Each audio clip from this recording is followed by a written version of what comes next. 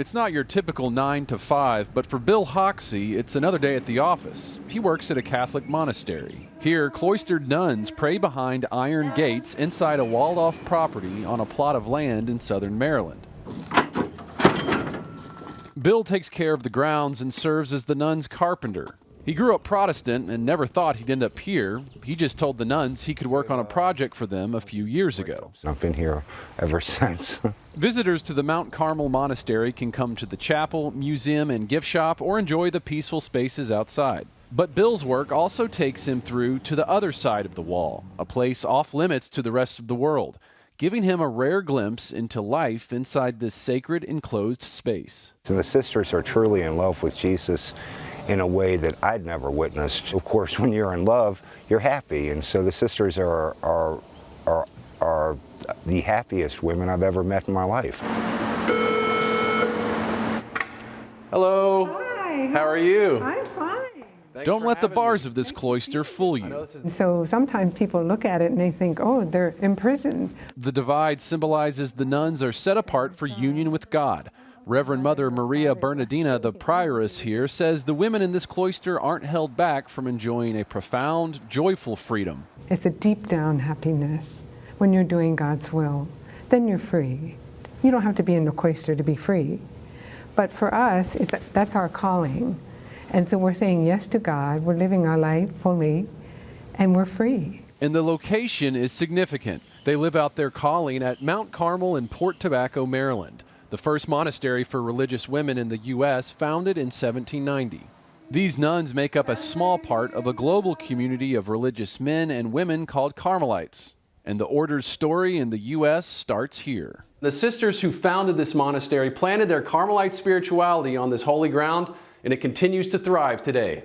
I love so much being so close to the church, to the Blessed Sacrament. You know, we spend so much time a day in front of the Blessed Sacrament. It's like the first person I see in the morning is the Lord in the tabernacle. It's the best thing. Sister Dolores Peter of Jesus Crucified in the Precious Blood began her formation with the Carmelites in Port Tobacco 7 years ago. She's nearing her profession of final vows. I just can't imagine even wanting anything else, to be honest. Sister's journey here began in part when she started to learn more about the brown scapular. It can be worn by lay Catholics as a sign of faith, and it has special significance for Carmelites. According to tradition, the history of the scapular goes back to July 16, 1251, when the Blessed Virgin Mary presented it to a Carmelite saint as a sign of her protection. Mother Virginia Marie O'Connor says it's not a good luck charm, it's a symbol of devotion to Jesus through Mary. To wear it, it means you pledge yourself to her and to what she stands for. You pledge yourself to Christ. Under the title Our Lady of Mount Carmel, Mary is the patroness of all Carmelites. It's her order, and we want to imitate her and her love for Jesus. She was the perfect mother. She was totally open to what God wanted. And that's what we want. We want to imitate Mary.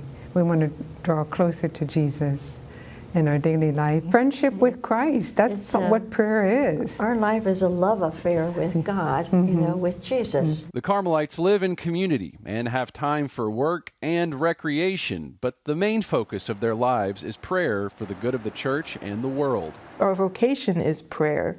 And people say, well, yeah, but what do you do? I said, well, we pray. I was like, well, yeah, but what do you do? I was like, Their lives are given for others.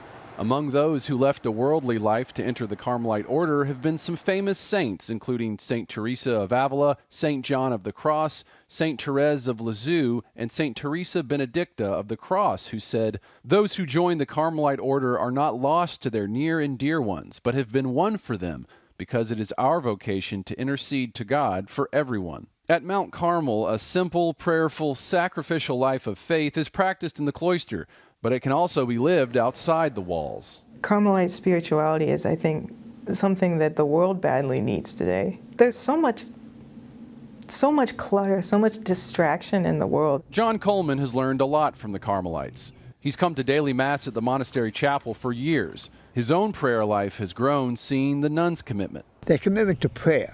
I believe that prayer is so essential. It's nowhere near enough prayer these days.